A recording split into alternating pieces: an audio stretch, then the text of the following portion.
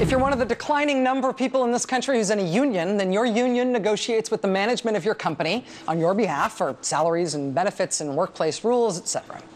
If those negotiations come to an impasse, your union might, as a last-ditch bargaining option, organize a strike. For example, right now, 1,800 unionized employees of Fairpoint Communications in New England are on the 81st day of a strike. That company and its workers have a disagreement about how much to cut employee benefits. When neither side would budge, the workers walked out.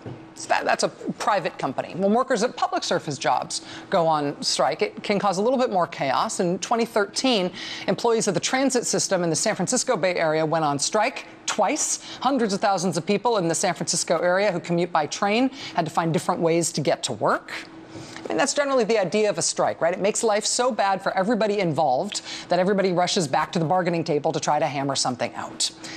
But there are some unions that just aren't allowed to strike. Laws on the books in just about every state prohibit police unions and other public safety unions like firefighters from striking. And it makes sense. If cops walk out, who takes care of public safety, right? Who responds when there are crimes committed? Who's going to do their jobs if police officers won't?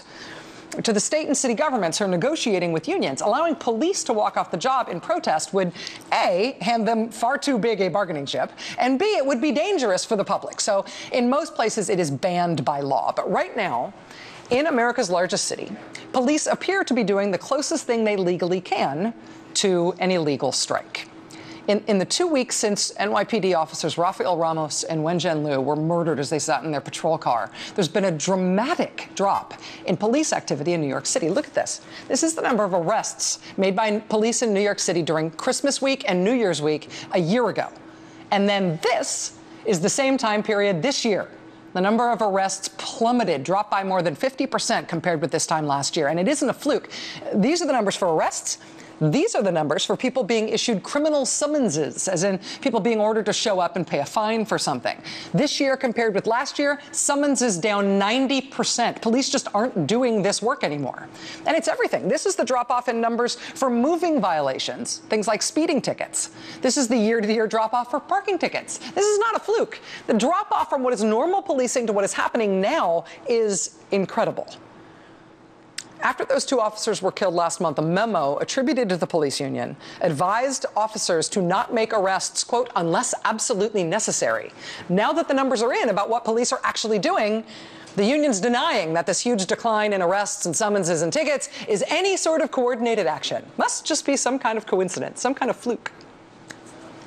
Police in America's largest city are mad at politicians, and the New York mayor in particular, because they feel like they don't get enough support for what they do.